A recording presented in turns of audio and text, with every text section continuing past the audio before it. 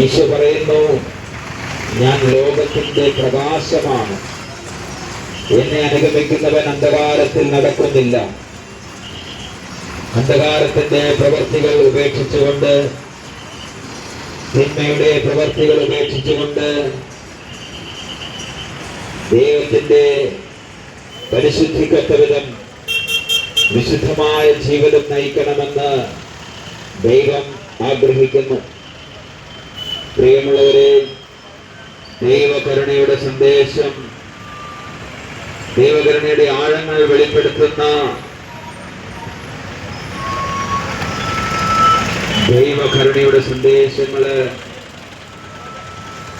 വിശുദ്ധ Maria Faustina എന്ന ഒരു സന്യാസിനിക്ക് ഈശോ വെളിപ്പെടുത്തുകയുണ്ടായി. ഈശോ വിശുദ്ധ മരിയ ഫൗസ്റ്റീനയോട് പറഞ്ഞു, എന്റെ രണ്ടാമത്തെ ആഗമനത്തിന് നീ ലോകത്തെ ഒരുക്കണം.